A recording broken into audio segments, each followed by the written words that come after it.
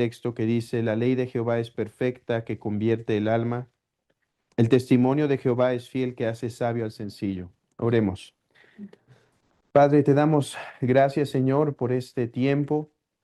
Señor, yo te doy gracias por ver este grupo, Señor, de hermanas y una iglesia participando, Señor, en este gran proyecto que, Padre, ciertamente en ocasiones a nuestros ojos parece pequeño, Señor, pero que tú, Señor, a través de hombres y personas pequeñas, Padre, te complaces en hacer grandes y maravillosas obras.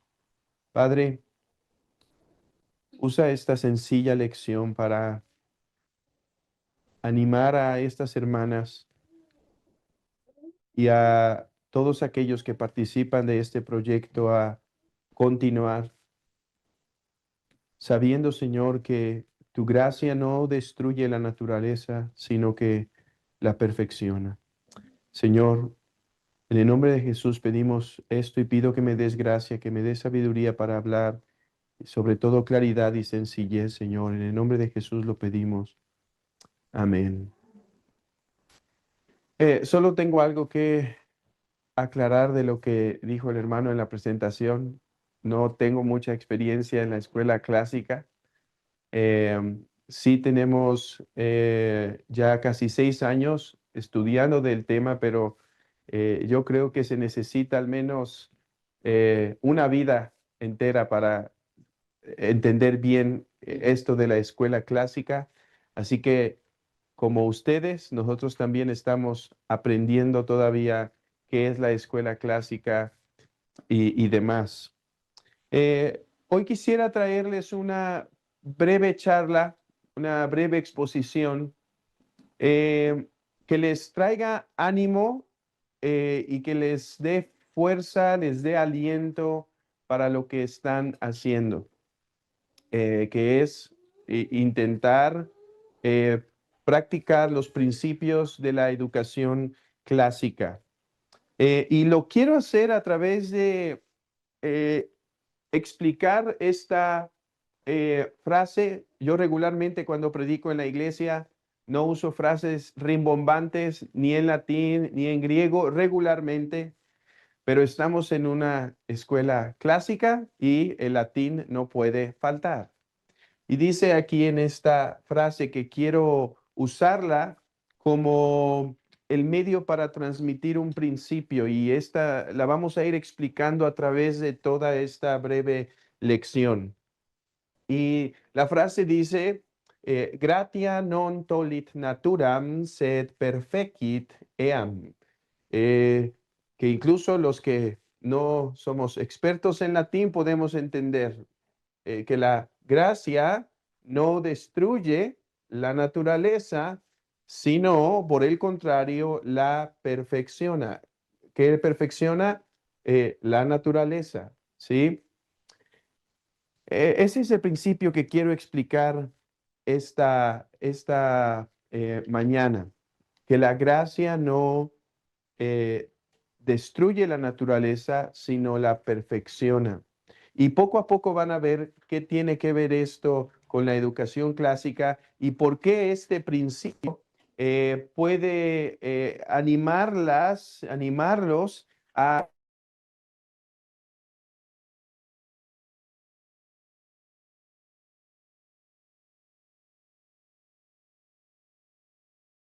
en lo que están haciendo, por qué perfeccionar en ciertos elementos, por qué avanzar en ellos.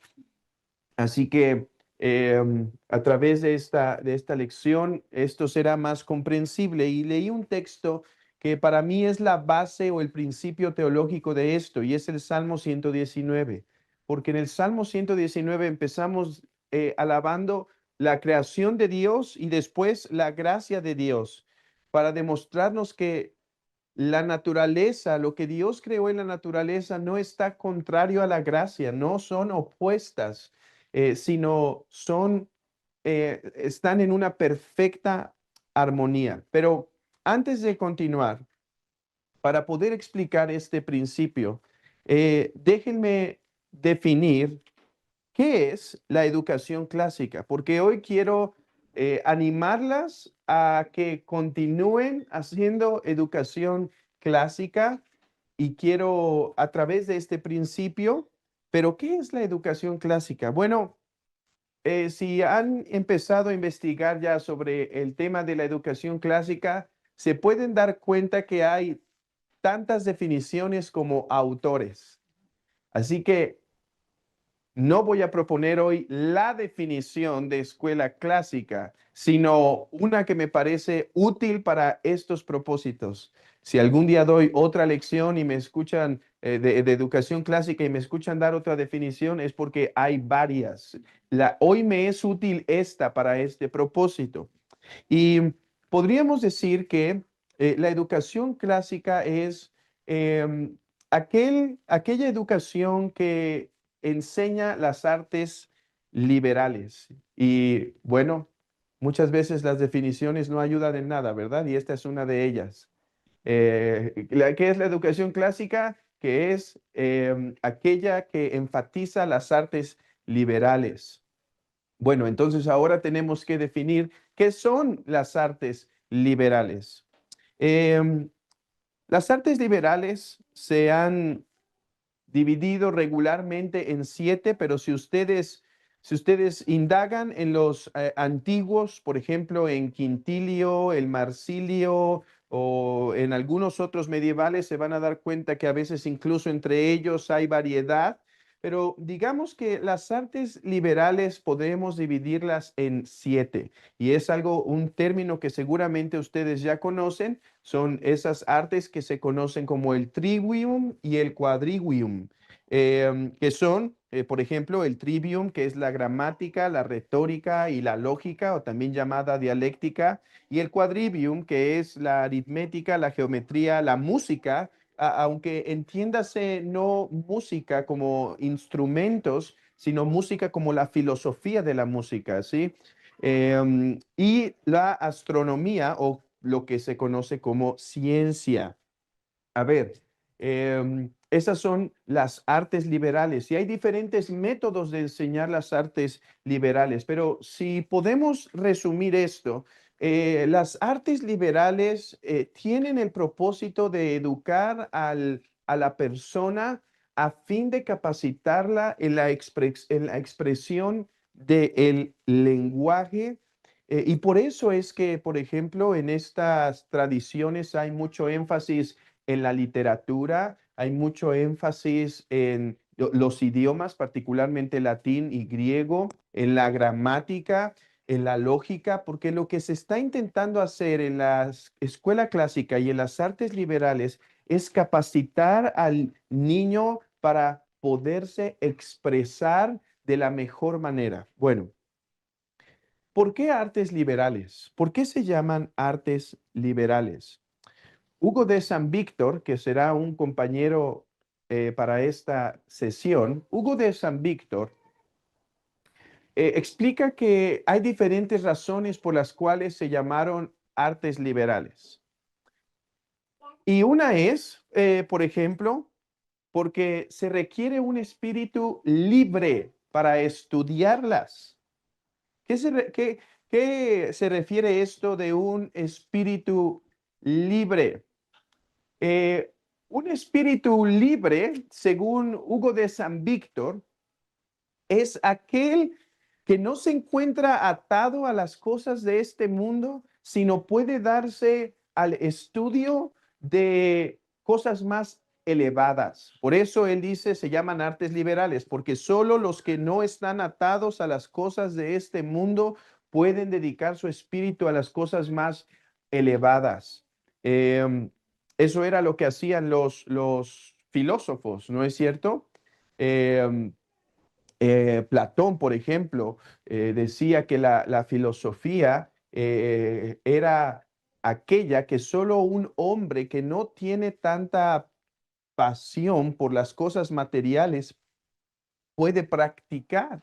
Porque si lo que le interesa en este mundo son las cosas materiales, son las cosas físicas, la ganancia, la fama, entonces nunca podría ser un filósofo, nunca podría practicar las artes liberales. De hecho, Platón decía que, vean esta contradicción en Platón, o no contradicción, sino problemática que Platón veía. Él decía que el gobierno debía estar presidido, la república debía estar presidida por filósofos, porque el filósofo es el hombre más libre de espíritu que puede tomar las mejores decisiones y guiar correctamente. Pero ¿qué es lo que pasa? Dice, pero bueno, si el filósofo se vuelve gobernador, entonces ya no podrá ser filósofo, porque naturalmente va a tener que estar metido en cuestiones de poder y se va a corromper. Em, entonces, las artes liberales, según la tradición, requieren un espíritu libre y por eso se llamaron así. Bueno, Hugo de San Víctor dice que hay otra razón por la cual las artes liberales se llaman así, y es que solo los libres pueden practicarlas. ¿A qué se refiere con que solo los libres? Recuerden que en la antigüedad, el 98% de la sociedad en el tiempo de la Roma clásica eran esclavos prácticamente, así que solo el 2% que eran acaudalados podían pasar tiempo estudiando. Por eso se llamaban artes liberales, porque eran las artes que los libres podían estudiar. Bueno, estas definiciones son buenas, pero hay una que Hugo de San Víctor prefiere y que es la, yo creo, la mejor. Y es que las artes liberales tienen el propósito de liberar al hombre. Las artes liberales tienen el propósito de quitar la rudeza del hombre, la rudeza, no hablo de la varolinidad, sino la tosquedad del espíritu. Eh, las artes liberales tienen el propósito de tomar a una pequeña criatura y pulirla de cierta manera, digamos, quitando un grillete que tiene por su naturaleza, quitando, digamos, la flojera o la falta de disciplina, se lo quitamos, pero no solo le quitamos esos hábitos malos, sino que las artes liberales empiezan a nutrirlo para que, como una pequeña flor, aquellos niños eh, liberen su polen, liberen su belleza. Las artes liberales, vean esto, las artes liberales tienen el propósito de agarrar una ostra y sacar la perla que hay dentro. Entonces, uno tiene que ir al mar, uno tiene que profundizarse en el mar, uno tiene que agarrar la ostra y después tiene que llevarla, tiene que agarrar un instrumento de fierro y fuertemente abrirlo y con cuidado meter una pinza para tomar la perla. Eso hacen las artes liberales. Ese es el propósito de la escuela clásica. Eso es lo que ustedes no deben perder de vista en lo que están haciendo con esta escuela de la tradición clásica, que, que el propósito es liberar, eh, liberar y no solo liberar, sino potenciar, potenciar las capacidades de los niños para que florezcan como verdaderos seres humanos. Hermanos, lo que nosotros estamos viendo en la educación normal, en la educación natural, es una educación en donde están deformando al hombre. Y yo les quiero recomendar una literatura que para mí es de las más importantes para entender la esencia de la escuela clásica. Si ya lo leyeron, qué bueno. Yo lo he leído 3 veces y lo quiero volver a leer porque es conciso, sencillo y es el tratado de C.S. Lewis, sobre la abolición del hombre.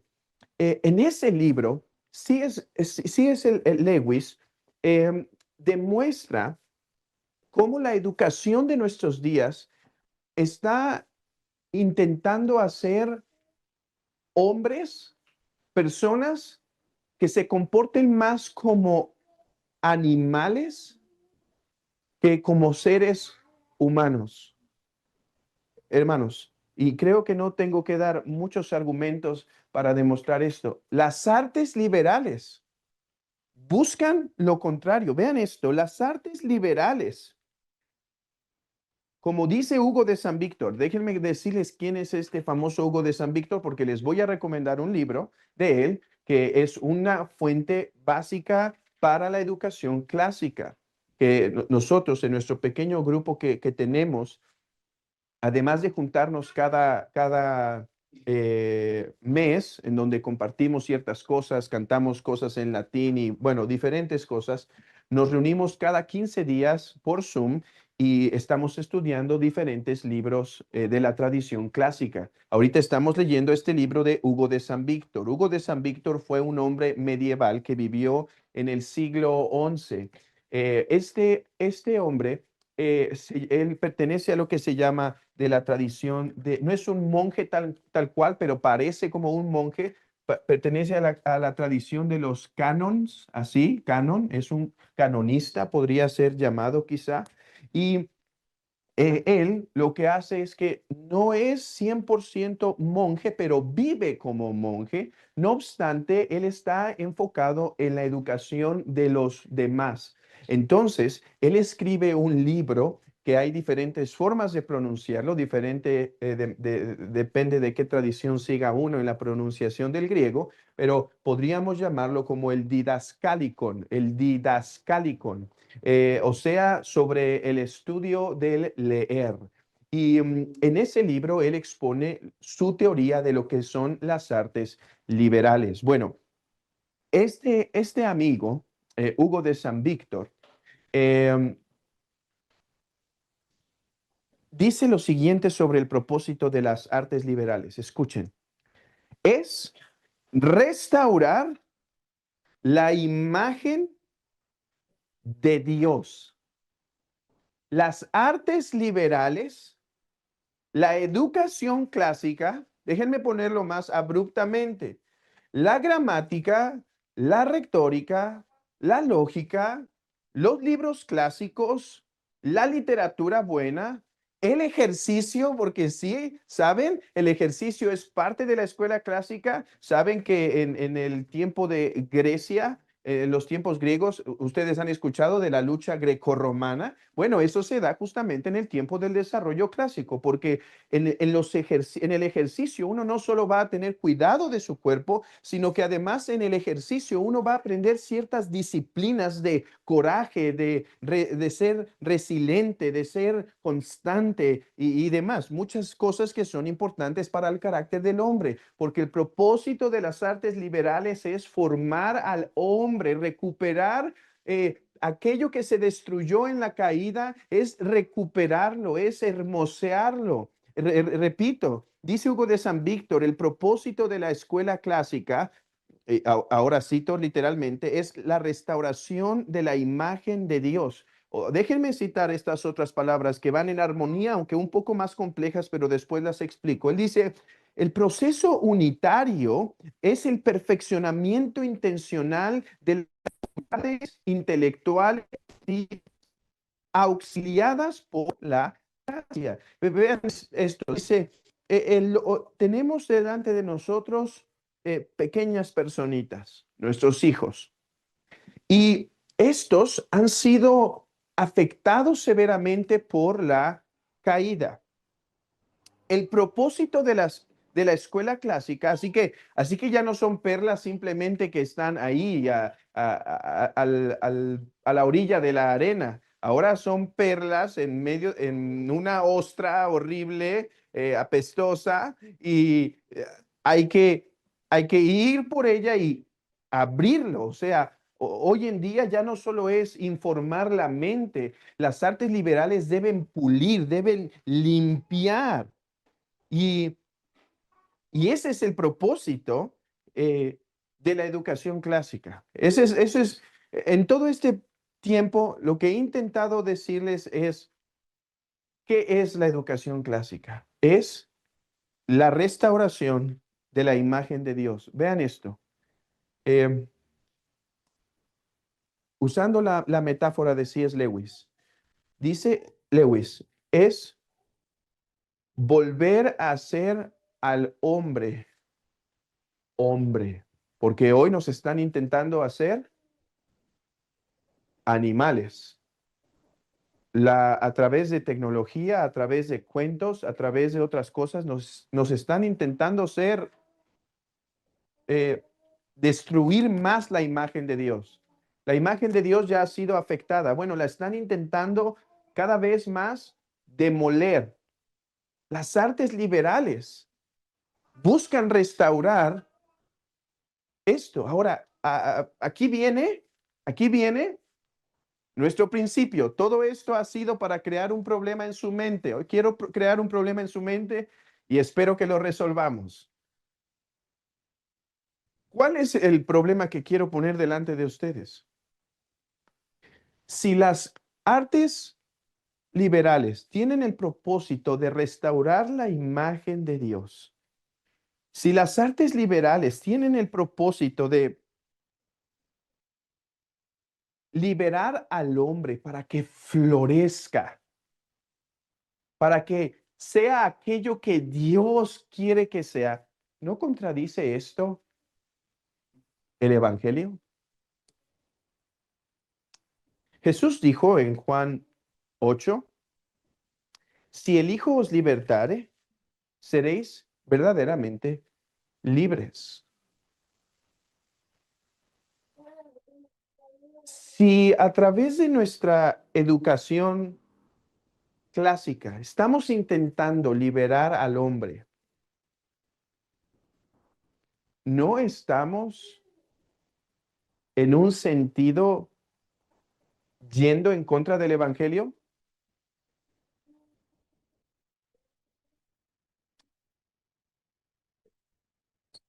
Este principio es el que nos puede ayudar a entender por qué no, o es el resumen de la explicación de por qué no las artes liberales están en contra de la gracia de Dios. A ver, Hugo de San Víctor, ese medieval, hay muchos mitos a lo largo de la historia medieval, le llaman la Edad Oscura. Bueno, si quieren, les puedo recomendar algunos libros que demuestran que la Edad medieval fue la edad de más luz, al menos más luz que la que nosotros vivimos hoy en día. Bueno, Hugo de San Víctor sí creía en la caída del hombre, sí creía que el hombre estaba corrompido, sí creía que el pecado había afectado todas sus facultades, todas sus facultades. Aunque hay diferentes formas de resumir las facultades, o sea, hay algunos que dicen que tenemos hasta 7 facultades. Digamos que hay 3 principales, ¿sí? Que es el intelecto, afectos y voluntad. Vean esto.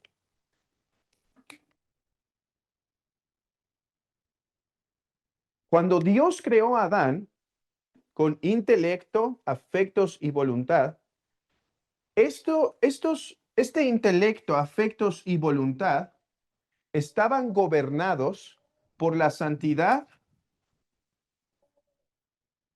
y la verdad. Cuando pasó la caída, ¿qué es lo que se destruyó? No se destruyó el intelecto, el afecto y la voluntad. Hoy en día nosotros todavía tenemos esas facultades. ¿Qué se destruyó? O qué se corrompió? La santidad y la verdad. Por eso dice Efesios 4 que ahora somos creados en el nuevo hombre según la santidad y la verdad. Ahora en Cristo somos eso. Bueno, Hugo de San Víctor creía que nuestro intelecto, nuestros afectos y nuestra voluntad estaban gravemente corrompidos por el pecado. Ya no nos dirige la santidad y la verdad. Ahora estos tres están gobernados por el pecado. Por eso dice Pablo que nuestro entendimiento está corrompido. Por eso nuestros afectos no se gozan de las cosas santas. Por eso nuestra voluntad no puede elegir lo bueno incluso cuando sabe que es lo bueno, porque ahora nuestras facultades se encuentran afectadas por el pecado. ¿Es una emergencia o...? Ah, ok.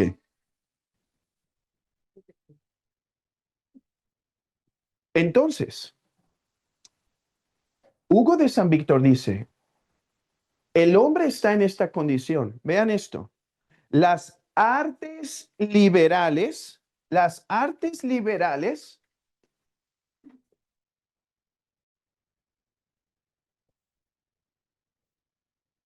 Las artes liberales buscan restaurar estas facultades según el, vamos a llamarlo otra frase en latín, el imago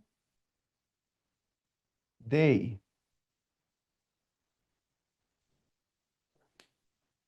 Las artes liberales buscan, por lo tanto, restaurar el imago Dei.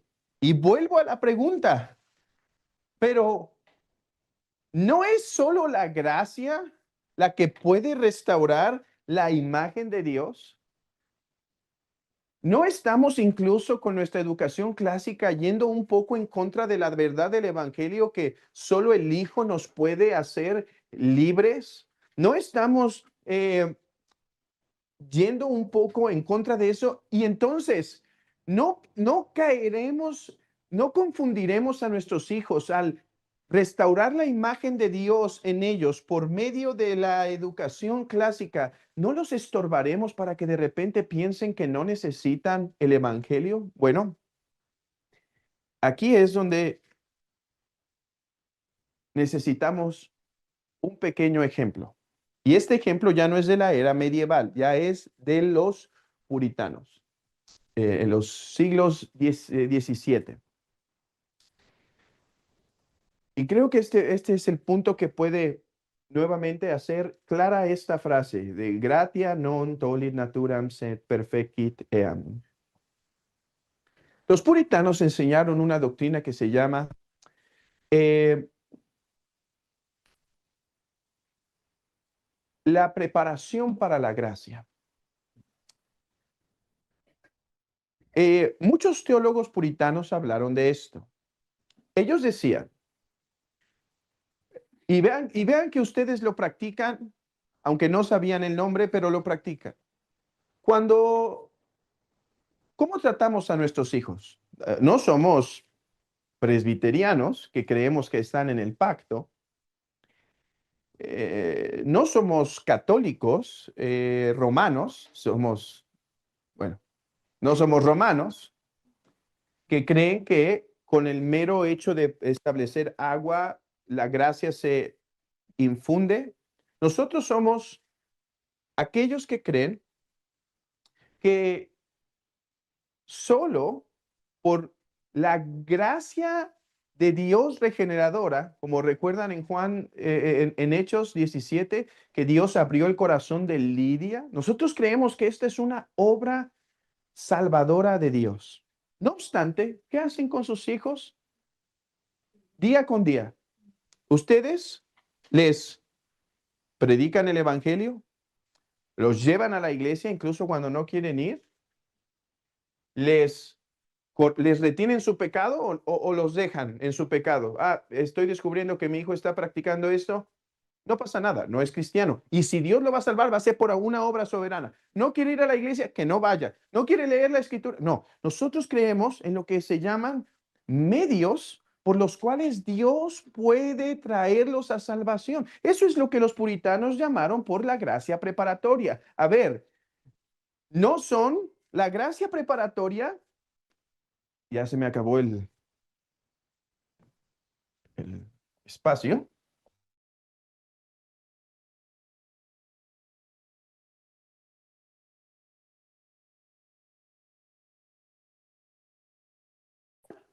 Para que Dios salve a mi hijo. Si le leo las escrituras, si le leo mucho del pecado, si le leo de los 10 mandamientos, entonces esa es la receta mágica para que él salve. No, déjenme decir, ¿qué es la gracia preparatoria? Espero que me salga mi dibujo porque soy el peor artista, pero esta es la gracia preparatoria. Bueno, no, tengo que explicar mi dibujo y ahí es donde se demuestra que no soy buen dibujante. La gracia preparatoria es la doctrina de un terreno. Un terreno. En ese terreno hay muchos cardos y espinos. Puede ser que llueva. Puede ser que llueva y ¿qué va a salir?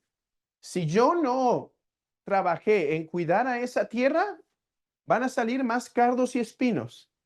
Pero si yo limpié esa tierra y cuidé de ella, entonces pueden salir fruto. Vean, la lluvia no la puedo manejar yo. Esa solo la puede enviar Dios. Pero uno puede preparar el terreno. Déjenme ponerlo así. Hermanos, Dios puede salvar a un niño en una casa donde sus padres eran drogadictos, donde el niño nunca recibió la Biblia y un día escuchar el evangelio en las calles y salvar. Dios puede hacer eso. Pero Dios también se complace no solo en salvar a Pablos, también se complace en salvar a Timoteos, los cuales desde pequeño le habían instruido de las sanas escrituras, de la verdad de Dios, y entonces en un momento Dios decidió hacer esto. De hecho, ese principio se enseña en 1 Corintios 7, cuando dice que no conviene que cuando hay dos personas, un matrimonio, y el hombre es salvo, dice, no dejes a la mujer, porque ¿qué tal si tu familia puede ser santificada por ti? ¿Qué quiere decir? No, el hombre no la va a salvar, pero ¿qué tal si con su devoción diaria, con su lectura, con sus cánticos, con el orden que él tiene, es el medio por el cual Dios trae a la familia la salvación? Bueno, esta es la famosa doctrina puritana, a veces mal entendida de la preparación de la gracia. Repito, la preparación de la gracia no es sigue este ejemplo, sigue esto, sigue esto, haz esto, o si no sientes esto verdaderamente todavía no estás listo. Algunos cayeron en ese error. No, si no estás llorando por tu pecado mucho, entonces no estás listo. No, yo cada domingo me puedo parar en el púlpito y decir, si hoy tienes un dolor por tu pecado y quieres a Cristo, hoy puedes venir a salvación. No tienes que pasar por un proceso. No, la gracia preparatoria no es esto. Es la enseñanza que Dios usa medios y Dios usa familias para llevar a nuestros hijos a su gracia. Entonces, este ejemplo nos sirve para entender las artes liberales. Porque en un sentido, las artes liberales son esa gracia preparatoria en el aspecto formativo de nuestros hijos. Déjenme ponerlo así. Las artes liberales son parte de esa gracia preparatoria. Porque en las artes liberales, nosotros estamos interesados en enseñar a nuestros hijos a través de gramática, lógica y todo lo que ustedes saben, lo bueno, bello y verdadero. Lo bueno, lo bello y lo verdadero. Y por lo tanto, las artes liberales nunca van a lograr, vean esto, en esto quiero ser muy claro, las artes liberales por sí mismas nunca van a restaurar plenamente la imagen de Dios. Eso solo lo hace la gracia soberana, pero las artes liberales sí son esa preparación, sí es ese trabajo que Dios nos manda hacer para que nuestros hijos en la gracia de Dios algún día puedan recibir la lluvia que los transformará y entonces estarán equipados para dañar más el reino de las tinieblas. Déjenme darles dos ejemplos claros de esto. Las artes liberales tienen el propósito de que nuestros hijos aprendan a usar bien la razón. Para eso es la gramática. ¿Saben que una de las razones por las cuales debe haber fuerza en una escuela clásica en los lenguajes? Y de hecho hay escuelas clásicas que solo giran alrededor casi del puro latín, porque no solo es aprender a decir frases rimbombantes en alguna ponencia, sino la gramática te empieza a forzarte a tener lógica en tu cerebro. Y eso refuerza entonces lo que se llama la dialéctica. Nosotros queremos, hermanos, que nuestros hijos sean aquellas personas que tienen un razonamiento agudo. Allá afuera, Satanás saben qué quieren hacer. Quieren que nuestros hijos, Satanás quiere que nuestros hijos usen su cerebro de la forma más incorrecta. Déjenme ponerles un ejemplo. Vean a un niño que pueda ser educado en las artes liberales y un niño que está siendo allá afuera educado para usar mal su razón. Miren esto, el niño que está siendo educado allá afuera para usar mal su razón puede decir, ¿y de dónde salió todo? De la nada. Pero si de la nada nada es, eso es ilógico, eso es contradictorio. Y puedes tener grandes científicos muy educados en ciertas áreas, pero teniendo que decir ante una audiencia de miles de personas, ¿y de dónde salió el mundo? Pues de la nada salió. En cambio, aquellos niños que están siendo preparados para usar bien su intelecto, sus afectos y su voluntad a través de los medios que Dios nos da, como las artes liberales, la iglesia y otras cosas, Él podrá decir, es ilógico, como incluso un hombre que fue educado en las artes liberales como Aristóteles, es ilógico pensar que este mundo no es sostenido por un ser. Ahora, vean, eso no quiere decir que ya serán salvos porque pueden reconocer la existencia de Dios. Los demonios también saben que Dios existe. Todavía necesitamos ir a la iglesia y orar y decir, Señor, convierte a mis hijos. Hazles que esta sabiduría que tienen de que comprenden la existencia de Dios les afecte porque ellos pueden saber que Dios existe y condenarse. Pero al menos, hermanos, al menos el camino está siendo preparado para que no sean personas que tengamos que luchar con ellos y decir, primero ahora te tengo que convencer que Dios existe, porque tu mente ha sido entrenada para no razonar bien, porque allá afuera te han enseñado a no usar tu cerebro de la forma apropiada. Es más, incluso la doctrina de la Trinidad. La doctrina de la Trinidad, sí hubo algunos como Víctor no, se llamaba, sí, Víctor, em, ahora olvido su nombre, pero estuvo en la misma tradición que Hugo de San Víctor. Ricardo de San Víctor se llamaba él. Él dijo que la Trinidad se podía comprobar sin la Biblia. Yo no creo eso. Yo creo que la Trinidad es una verdad que solo podemos conocer por la Biblia. Pero, ¿cómo nos ayudan las artes liberales para incluso temas como la doctrina de la Trinidad? Vean esto. Me gusta lo que dijo alguien. Hay personas que les cuesta tanto trabajo. Ahora, la Trinidad es algo muy difícil, como vamos a ver hoy en estas conferencias que vamos a tener. Es un misterio, nadie lo comprende. Pero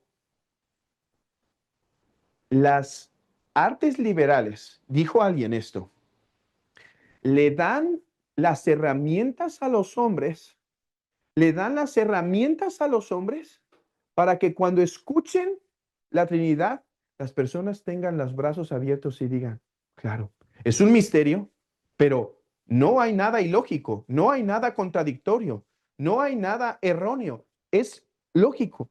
Las manos están abiertas, pero cuando han sido mal enseñados, las manos están cerradas, hermanos. Y quiero decirles algo, el gran desarrollo cristiano, el gran desarrollo cristiano siempre tiene como acompañante las artes liberales. Es por eso que se me pone la piel chinita siempre que hablo de esto. Porque Dios no destruye la naturaleza. Él no va a destruir la educación clásica que le estás. Para ser cristiano, él no va a tener que decir, no, ya tengo que dejar de usar mi cerebro para ser cristiano. No. Las artes liberales, la gracia no va a destruir la naturaleza. La gracia va a perfeccionar la naturaleza. Como decía, el niño podrá decir, lógicamente entiendo que Dios existe, pero ahora la gracia, lo que ya entiende en la naturaleza, lo que él ya entiende naturalmente, él ya entiende naturalmente, Dios existe, porque hay preciosos silogismos para comprender que Dios existe. Bueno, la gracia no va a venir a decir, no, ¿qué crees? Para ser cristiano tienes que echar el cerebro a la basura. No, va a decir, ahora la gracia va a usar este conocimiento, va a usar este conocimiento y va a decir, ahora te doy gracia salvadora para que no solo creas que Dios existe, sino lo reconozcas como tu creador. La gracia no destruye la naturaleza, la gracia la va a perfeccionar. La gracia, las artes liberales no tendrán que ser echadas al bote de basura cuando nuestros hijos crean. Van a poder ser potenciadas para avanzar el reino de Dios, de la misma forma con la Trinidad. Ok, ahora puedo comprender conceptos un poquito más complejos. Hoy es difícil y uno tiene que ir con pasos muy básicos en las iglesias para enseñar la Trinidad, porque nuestra cultura, no pinta muy bien, me estoy acabando sus plumones, perdonen.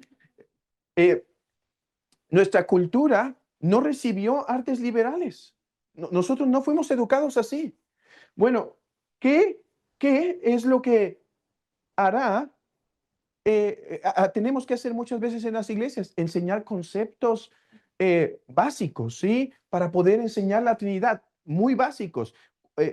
Si pueden conseguir esto, de hecho está gratis en internet. Hay unas oraciones por un tal Gregorio Nacianceno, se llama sus 5 oraciones teológicas.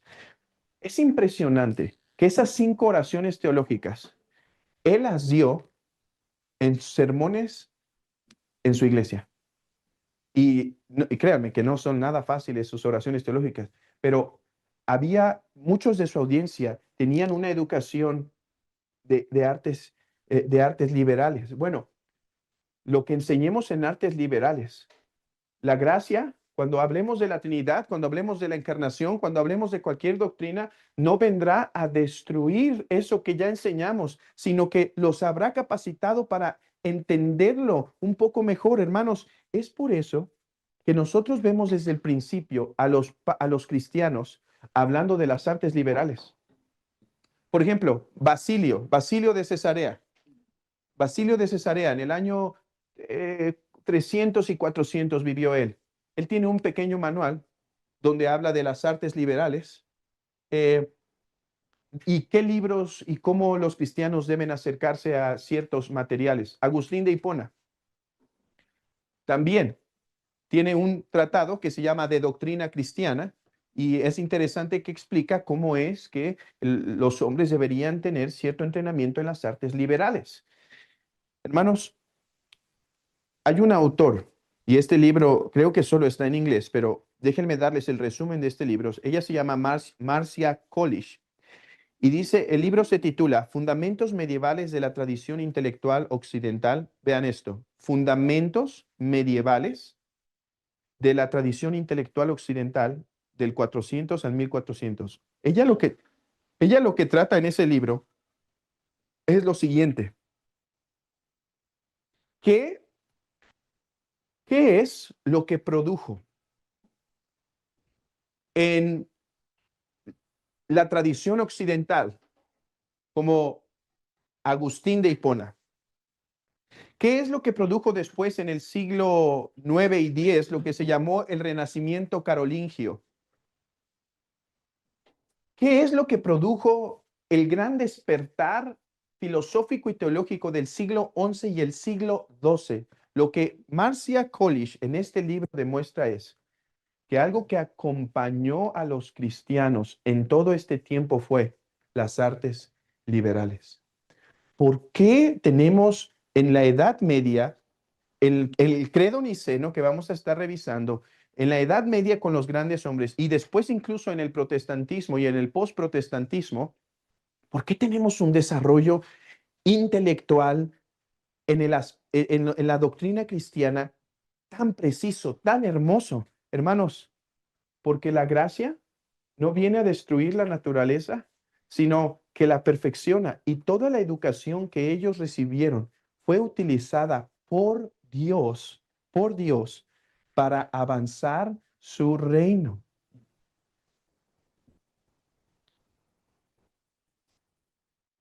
Hermanos, ¿qué si la próxima generación vuelve a tener algunos, algunos teólogos? ¿Qué si la próxima generación le toca tener a no solo a un Basilio? Yo les quiero decir algo, hermanos. Yo no conozco un teólogo en nuestros días en Latinoamérica que merezca el nombre de teólogo. Y no creo que nos tocará quizá en nuestra generación. ¿Saben qué pienso? Quizás son nuestros hijos los que van a poder ser llamados teólogos, pero quizá es en estos, entre estas escuelas, que niños bien preparados podrán ser los próximos que defiendan la fe con firmeza. Pero no solo eso, ¿qué tal si Dios nos bendice con una Macrina? ¿Quién fue Macrina? Macrina fue la hermana de Basilio.